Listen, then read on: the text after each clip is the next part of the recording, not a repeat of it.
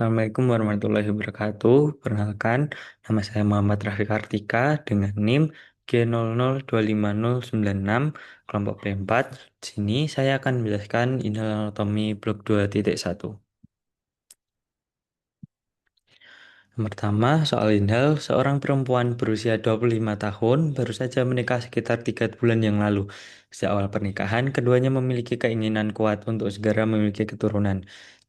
A. Jelaskan alur perjalanan oosit sejak dilepaskan dari ovarium sampai mencapai kavum uteri. B. Jelaskan di mana lokasi fertilisasi yang paling sering terjadi. C. Jelaskan mengapa daerah fornix posterior memiliki nilai klinis penting, kemudian kaitkan dengan prosedur seperti koldosentesis dan kolpotomi.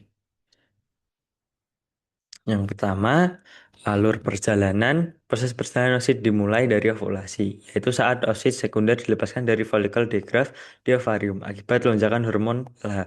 Oosit yang keluar sebenarnya tidak langsung masuk ke saluran reproduksi, melainkan terlebih dahulu berada di rongga peritoneum dalam waktu sangat singkat.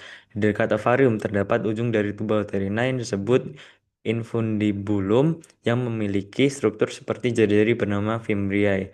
Fimbriae ini sangat aktif bergerak dan berfungsi menangkap oosit agar tidak jatuh bebas di rongga perut. Setelah tertangkap, oosit akan masuk ke dalam lumen tuba uterina. Selanjutnya, oosit bergerak melalui beberapa bagian tuba uterina, yaitu infundibulum bagian awal tempat masuknya oosit, ampula bagian terpanjang dan paling lebar, lalu isthmus bagian sempit sebelum masuk ke uterus. Pergerakan oosit ini tidak terjadi secara pasif, melainkan dibantu oleh dua mekanisme utama, yaitu gerakan silia epitel tuba yang mengarah oosit menuju uterus, lalu kontraksi peristaltik otot paus tuba yang membantu mendorong oosit ke depan.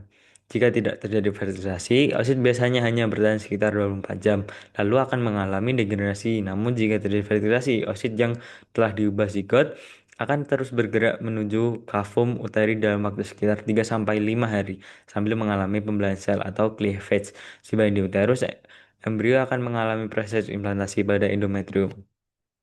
Lalu di mana lokasi fertilisasi yang paling sering terjadi. Nah, fertilisasi atau pembuahan paling sering terjadi di bagian ampula tuba uterina. Hal ini bukan kebetulan, melainkan karena ampula memiliki kondisi yang paling mendukung untuk terjadinya pertemuan antara oosit dan spermatozoa.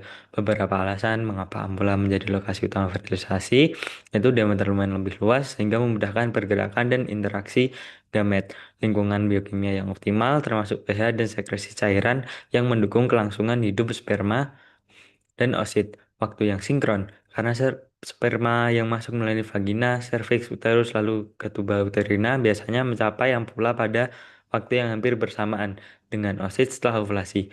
Sebelum mencapai ampula, spermatozoa juga mengalami proses penting, yaitu kapasitasi, perubahan fisiologis agar mampu membuahi, reaksi akrosom, pelepasan enzim untuk menembus lapisan pelindung oosit. Jika pembuahan berhasil terjadi, akan terbentuk zigot yang kemudian melanjutkan perjalanan ke uterus. Namun, jika terjadi gangguan kasus, misalnya pada tuba fertilasi, bisa terjadi di tempat abnormal dan menyebabkan kehamilan ektopik.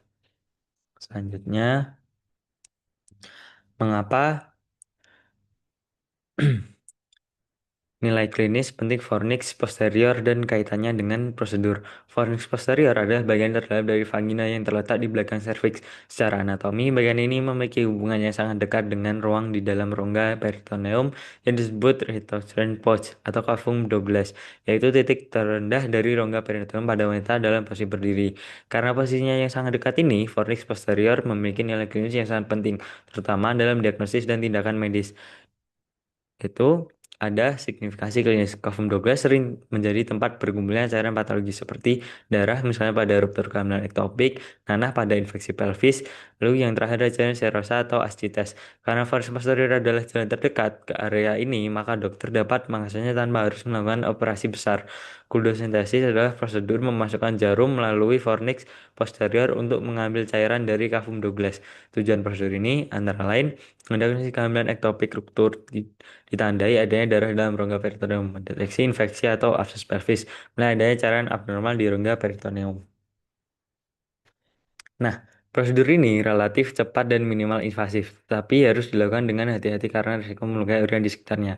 Nah, yang ketiga ada lobotomi posterior. Lobotomi posterior adalah tindakan membuat sayatan pada fornik posterior untuk keperluan bedah. Digunakan dalam kondisi seperti drainase abses di daerah pelvis, akses ke organ reproduksi internal, bagian dari prosedur ginekologi tertentu. Keuntungan pendekatan ini adalah akses langsung ke rongga pelvis. Tidak memerlukan sayatan pada dinding perut. Namun, resikonya meliputi cedera pada rektum atau struktur lain di sekitarnya. Jika tidak dilakukan dengan teknik yang tepat. Nah, kesimpulan singkatnya, perjalanan oosit dari ovarium ke uterus merupakan proses kompleks yang melibatkan koordinasi struktur anatomi dan mekanisme fisiologis. Nah, fertilasi umumnya terjadi di ambula karena kondisi yang paling optimal. Dengan vernix posterior memiliki peran penting secara klinis karena menjadi akses langsung ke rongga peritoneum, terutama dalam prosedur diagnosis dan terapeutik. Terima kasih. Assalamualaikum warahmatullahi wabarakatuh.